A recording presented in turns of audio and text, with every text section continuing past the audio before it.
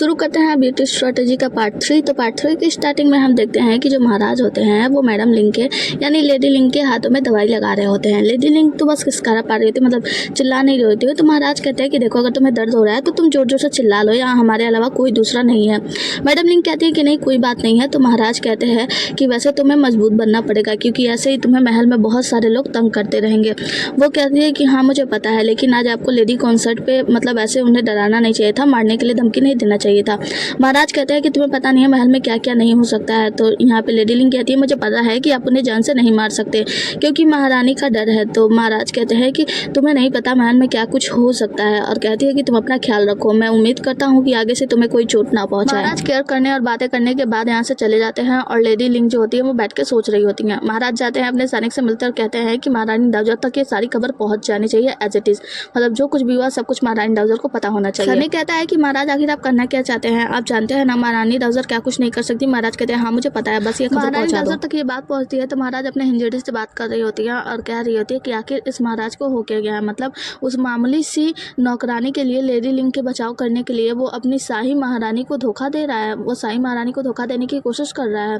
तुम्हें पता है ना कि वो कितनी ज़्यादा शक्तिशाली है और एक सेनापति की बेटी है। और हाँ जल्दी से पता लगाओ कि ये जो लेडी लिंक आई है उसका पीछे का सब क्या है, मतलब उसका बैकग्राउंड के बारे में सब कुछ पता लगा के मुझे बताओ। और वहाँ से जान तभी हम देखते हैं एक सैनिक आता है, महारानी को प्रणाम करता है, अंदर की ओर चला जाता है। अंदर की ओर हम देखते हैं कि शुरुमोए का भाई यानी कि आत्मा कबीले का राजकुमार जो होता है वो यहाँ पे कैद होता है। ये लोग आपस में बात कर रहे होते हैं कि इसके दर्द से जो ये पौधा निकल रहा है, पौधा पनप रहा है, ये बहुत ही ज़्यादा जहरीला है। जिस दिन से ये पौधा पूरी तरीके से पनप जाएगा उस दिन महारानी 5 कुले के लोगों को अपने साथ मतलब अपने पास बुलाएंगे और सबको जान से मार देंगे इस पौधे के वजह से। आगे की सीन में हम देखते हैं कि लेडी लिंक सो रही होती है। जब इनका आँख खुलता है तो उनके सामने सारी नौकरानियां घुटनों के बल बैठी होती हैं।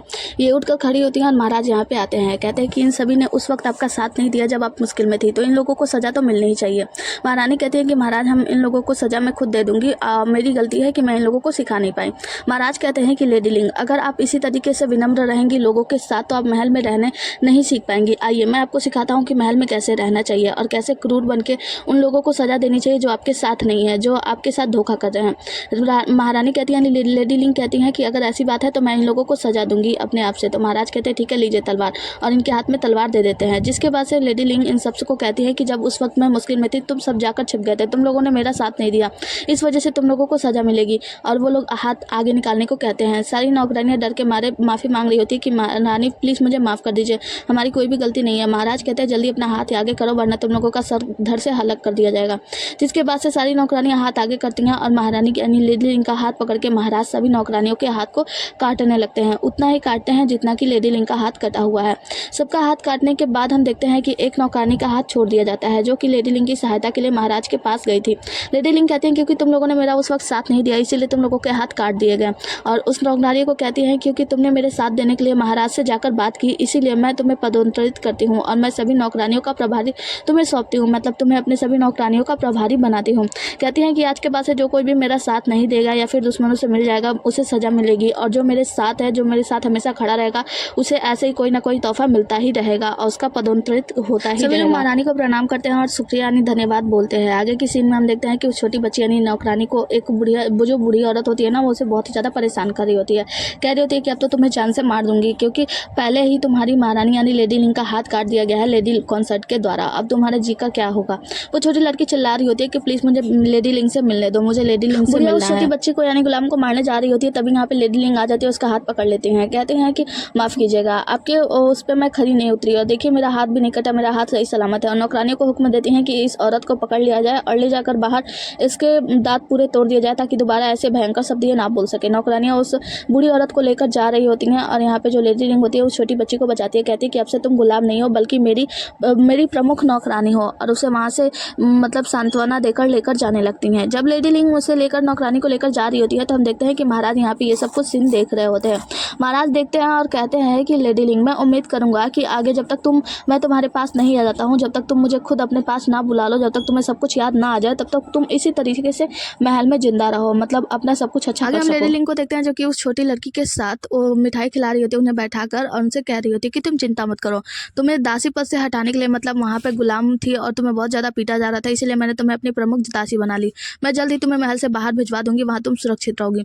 वो कहती है कि महारानी मैं बाहर जाकर क्या ही करूँगी क्योंकि बाहर मेरा कोई भी परिवार नहीं नहीं है। जो अकाल पड़ा था उसमें मेरे सारे परिवार की मृत्यु हो गई, मैं अकेली ही जीवित हूँ। अगर मैं बाहर गई भी तो भी मर जाऊंगी क्योंकि कोई पारिवारिक जन नहीं है। वो कहती तुम चिंता मत करो, मैंने बहुत सारा सोना जमा करके रखा है, मैं तुम्हें जाते वक्त वो सब कुछ दे दूंगी जिससे तुम अच्छे से जीवन व्यतीत कर सकोगी। ये लोग बातें कर रहे होते तभी वहाँ पे महाराज आ जाते हैं। महाराज आते हैं तो वो छोटी बच्ची तुरंत घुटनों के बल बैठ जाती है साइड से उठ के। महाराज कहते हैं कि इस नौकरानी को आप वहाँ से लेकर आई हैं ना जहाँ पे सारे गुलाम हुआ करते थे। तो महारानी कहती है कि हाँ, ये बहुत ही छोटी दासी है और मैं इसे पसंद करके लाई हूँ, वैसे मुझे इसका नाम भी याद नहीं है। महाराज कहते हैं कि अच्छा, अगर आपको ये इतनी ज़्यादा पसंद नहीं है, इसका नाम याद नहीं है, तो आप एक काम कीजिए, इसे मेरी दासी बना दीजिए। हो सकता है कि ये आगे चल के मेरी पत्नी भी यानी मेरी रखैल भी बन सके। तो यहाँ पे महारानी जो होती है वो कहती है कि महाराज, अब ये छोटी सी बच्ची है, मतलब इसको आप अपने अंडर में अगर ले जाते हैं तो मुझे ये यकीन है कि ये कुछ उटपटांग हरकत कर देगी जिससे कि आपको पसंद नहीं आएगा, तो आप इसे ना ही ले जाए तो बेहतर है, इसे मेरी ही दासी रहने दीजिए। महाराज कहते हैं कि अगर आप इसे मेरे पास नहीं सौंपना चाहती तो इसका मतलब ये है कि शायद आपको जलन हो रही है एक छोटी सी लड़की से, तो आप मुझे इसके अंडर में, मतलब आप इसे मेरे अंडर में सौंप दीजिए। और दासी से पूछते हैं कि क्या तुम मेरे अंडर में काम करना चाहोगी, हो सकता है कि आगे चल के तुम मेरी रखैल भी बन जाओ। छोटी लड़की जो होती है वो कहती है कि महाराज मुझे क्षमा कीजिए, लेकिन मैं महारानी यानी लेडी लिंग के साथ ही काम करना चाहती हूँ क्योंकि वो बिल्कुल मेरे परिवार की तरह हैं। तो महारानी यानी लेडी लिंग कहती हैं कि चुप करो, तुम क्या बकवास कर रही हो, हम दोनों कोई भी परिवार नहीं है और मैं तुम्हें कोई भी अपना परिवार नहीं मांगती हूँ, मुझे और लज्जित मत करो और जाओ, निकल जाओ यहाँ से। मतलब उसे डांट फटकार के निकाल देती हैं क्योंकि उनको पता होता है कि महाराज को पता होगा कि कोई नौकरानी के साथ ये इतना ज़्यादा तालमेल कर रही है, मतलब इनको क्रूर बनने के लिए महाराज कह रहे हैं ना, और ये इतना ज़्यादा विनम्र है तो महाराज फिर उस लड़की को भी नुकसान पहुंचा सकते हैं। महाराज इस छोटी नौकरानी को ये लालच भी देते हैं कि तुम अगर मेरी रखैल बन जाओगी तो तुम्हें पता है ना, तुम लेडी लिंग से भी ऊपर का पद पा सकती हो और उनके बराबरी में भी आ सकती हो, तो तुम्हें सत्ता से प्यार नहीं है क्या? छोटी बच्ची कहती है कि महाराज मुझे सत्ता से प्यार नहीं है, मैं उस सत्ता के प्यार के लिए मैं अपने परिवार को नहीं छुटला सकती। जिसके वजह से महाराज गुस्सा होने लगते हैं तो लेडी लिंग उस लड़की को डांट के वहां से भगा देते हैं। आगे हम लेडी हुआंग को देखते हैं जिनको उनकी नौकरानी बता रही होती है कि अब जो महाराज है वो लेडी लिंग का पक्ष ले रहे हैं, तो लेडी लिंग से हम दुश्मनी नहीं निभा सकते, हमारे पास एक ही रास्ता है कि आप महाराज का दिल जीत लें। वो कहती है कि चुप करो, अगर लड़ाई शुरू हो गई है तो लड़ाई जारी रखनी भी होगी और जीत किसी एक की ही होगी। अब लड़ाई शुरू हुई है तो मैं लड़ाई खत्म नहीं करूंगी। आगे महाराज लेडी लिंग को समझा रहे होते हैं कि देखो, ये जो दासी है ये तुम्हारे लिए सही तो है, लेकिन फिर भी याद रखना तुम्हें कभी भी इतना ज्यादा नरम दिल नहीं रहना है क्योंकि महल में नरम दिल लोगों की कोई भी जगह नहीं है। उनका हाथ जोर से दबा रहे होते हैं। लेडी लिंग कहती है कि महाराज आप मेरी इतनी ज्यादा परवाह करते हैं कि आपके मन में मेरे लिए कोई फीलिंग्स है? महाराज उनको देख रहे होते हैं ध्यान से, फिर उनसे दूर हटते और कहते हैं फीलिंग्स ये क्या होता है मुझे नहीं पता, और वहां से उठ के चले जाते हैं मुंह बनाकर। लेडी लिंग कहती हैं कि ऐसा लगता है कि शायद आप मेरी परवाह करते हैं लेकिन फिर भी पता नहीं क्यों आप दोषी दिखते हैं। आगे लेडी लिंग महाराज के लिए पेस्ट्री बनाकर लाई होती हैं। उनका नौकर कहता है कि माफ कीजिएगा महाराज अभी यहाँ पे नहीं है, वो किसी राज्य के कार्य के लिए बाहर गए हुए हैं। तो लेडी लिंग कहती है ठीक है, मैं महाराज का इंतजार करूंगी और वो आएंगे तो सरप्राइज दूंगी। जिसके बाद से वो यहाँ पे बैठ जाती है और उसे कुछ सुगंध आने लगती है। कहती है कि ये तो सुरुमोई का फूल है, इसका मतलब ये है कि मेरा भाई यहीं पे कहीं कैद है। और चारों तरफ टच करने के बाद उन्हें पता चलता है कि यहाँ पे कोई गुप्त दरवाजा है। दरवाजा खुलता है तो वो अंदर जाती हैं तो देखते हैं कि यहाँ पे महाराज के माँ की स्मृतिक पट्टिका होती है। उसे देखकर वो फोटो को देख ही रही होती तभी महाराज आते हैं और गुस्से में उन्हें पकड़कर दूर ढकेल देते हैं। कहते तुम्हारी हिम्मत कैसे हुई यहाँ आने की, तुम मेरी माँ की बेइज्जती करना चाहती हो? वो कहते हैं महाराज मुझे माफ कीजिए, मैं गलती से यहाँ पे आ गई थी। महाराज कहते हैं ठीक है निकल जाओ यहाँ से, मैं तुम्हारा शकल नहीं देखना चाहता, एक पल भी और रुकी तो मैं तुम्हारा सर धड़ से अलग कर दूंगा, जल्दी जाओ यहाँ से। तो लेडी लिंग वहां से डर के मारे निकल जाती है। महाराज तुरंत यहीं घुटनों के बल बैठ जाते हैं अपने माँ की तरफ मुँह करके और कहते हैं कि माँ क्षमा कीजिए, मैं एक अविवाहित पुत्र हूँ, मतलब मैं इतना बेकार पुत्र हूँ जिसने अपने दुश्मन से ही शादी कर लिया और मैं उसके लिए नरम दिल रखता हूँ। आप थोड़ा सा समय और दीजिए, मैं आपको पूरी स्पष्टीकरण दूंगा, मतलब सब कुछ बताऊंगा। आगे हम महारानी डासर को देखते हैं जो कि अपने हिजड़े से बात कर रही होती है और कह रही होती है कि ये जहर आखिरकार तैयार हो गया, अब हम कबीलों वालों को आराम से मार सकते हैं। यहाँ पे हिजड़ा बताता है कि महारानी ये जहर इतना ज्यादा खतरनाक है कि खाने के बाद लोगों को ऐसा लगेगा कि वो बहुत ही ज्यादा गहरी आग में जल रहे हैं और जलन के कारण उन सबकी मृत्यु हो जाएगी। महारानी कहती है कि मैं इस बात को देखने के लिए बहुत ज्यादा आश्चर्यचकित हूँ, मतलब मैं बहुत ही ज्यादा उत्सुक हूँ कि कैसे उन लोगों को मरते हुए अपने सामने देखूं। वैसे फैटअप कबीले की जो लड़की है वो उसके होने के बावजूद यहाँ पे एक और कबीले का कोई व्यक्ति है, उसके ऊपर जाकर इस जहर का इस्तेमाल करो। यहाँ पे हम देखते हैं दूसरी तरफ लेडी लिंग बैंगजियांग के पास आते हैं और कहते हैं कि तुम जल्दी यहाँ से भाग जाओ क्योंकि तुम्हें पता नहीं है कि उन लोगों ने उस जहर को बना लिया है। तुम्हें पता है वो जहर जो है वो आत्मा कबीले से ही बनता है, उसी से संबंधित है और ये जहर इतना ज्यादा खतरनाक है कि इंसान को मार सकता है। यहाँ पे स्नो किंग बैंगजियांग कहते हैं कि अगर मैं यहाँ से चला गया तो मेरे कबीले वालों पर युद्ध हो जाएगा, युद्ध छिड़ जाएगा और कबीले वाले के सभी लोगों को मार दिया जाएगा, इसलिए मैं नहीं जा सकता क्योंकि मैं यहाँ पे एक बंधक के रूप में हूँ, तो मैं अपने इच्छाओं को त्याग सकता हूँ, मतलब मेरी मृत्यु हो भी जाए तो मुझे कोई परवाह नहीं है, लेकिन मैं नहीं जाऊंगा। लेडी लिंग कहती है तुम समझ नहीं रहे हो, इससे तुम्हारी मृत्यु भी हो जाएगी, तुम्हारी शक्तियां चली जाएंगी, तुम यहाँ से गायब हो जाओ। बैंगजियांग कहता है नहीं मैं नहीं जा सकता। तभी हम देखते हैं कि यहाँ पे बहुत सारे सैनिक पहुंच जाते हैं।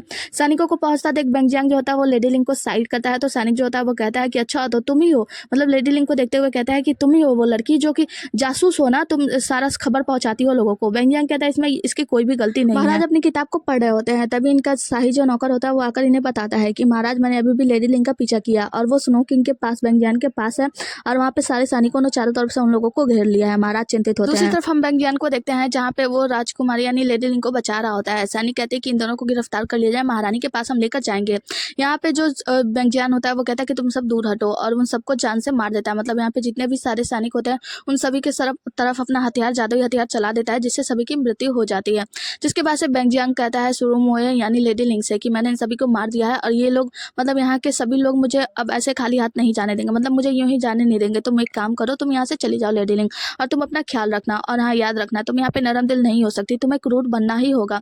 अगर तुम क्रूर नहीं बनती हो तो ये सभी लोग तुम्हें जान से मार डालेंगे। और जाते जाते कहते हैं कि तुम याद रखना, जिस दिन तुम्हें झिझक महसूस हो तो मुझे बता सकती हो, मैं तुम्हें यहाँ से लेकर भाग जाऊंगा। जिसके बाद से लेडी लिंक वहाँ से चली जाती है। आगे लेडी लिंक अपने महल में त्यांगान पैलेस में वापस पहुंचती हैं और यहाँ पे हम देखते हैं कि महाराज पहले से ही मौजूद होते हैं। महारानी जाती हैं तो महाराज पूछते हैं कि आप इतनी रात तक कहाँ गई थी। वो कहते हैं कि मैं बस टहलने के लिए गई थी। तो महाराज उनके जूतों पे खून लगा देखते हैं, उसे उठाते हैं और पूछते हैं कि ये सब क्या है।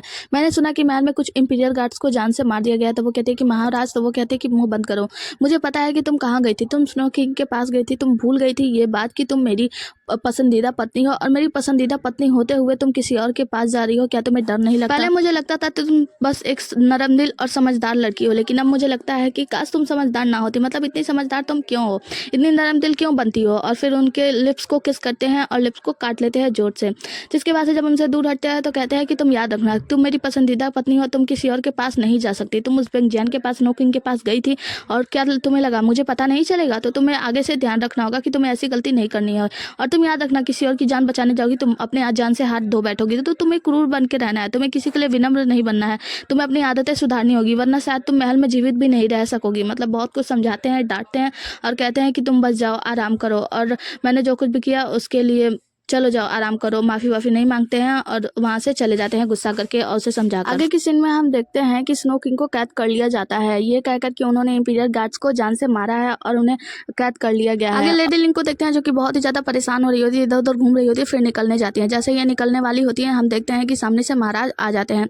महाराज कहते हैं कि तुम कहाँ जा रही हो? वो तुरंत वहीं घुटनों के बल बैठ जाती है, कहती है कि महाराज मैं आपसे कहना चाहती हूँ कि प्लीज़ आप स्नो किंग को बचा लीजिए। महाराज कहते हैं कि तुम ऐसा क्यों कर रही हो? वो कहते हैं कि महाराज आप जो कहेंगे मैं वो करूँगी, आप जैसे कहेंगे मैं वैसा ही करने वाली हूँ, प्लीज़ आप स्नो किंग को बचा लीजिए। महाराज कहते हैं कि देखो आज तुम मुझसे भीख मांग रही हो और वो सब करने को तैयार हो जो मैं चाहता हूँ, लेकिन बात यह है कि तुम एक राजा के लिए, एक राजा से भीख मांग रही हो, एक राजा के लिए। यहाँ पे वो कहती है कि महाराज आप जैसा सोच रहे हैं वैसा कुछ नहीं है, बस उन्होंने मेरी बचपन में जान बचाई थी तो मैं उनका जान बचाना चाहती हूँ। और आपको पता है अगर स्नो किंग की मृत्यु हो गई, उन्हें मार दिया गया, तो स्नो वर्ल्ड के जो जितने भी लोग हैं वो सभी लोग हमला कर देंगे और लड़ाई छिड़ जाएगी। महाराज कहते हैं कि तुम कुछ नहीं समझती, तुम यहीं रहो और मैं हाँ सक्षम हूँ, मैं स्नो किंग को बचा सकता हूँ, लेकिन मैं उसे बचाने नहीं जाऊँगा। जिसके बाद से लेडी लिंक कहती हैं कि अगर ऐसी बात है आप उन्हें बचा नहीं सकते तो फिर मामले को और भी ज़्यादा गंभीर मत बनाइए, और वहाँ से उठ के जाने लगती हैं।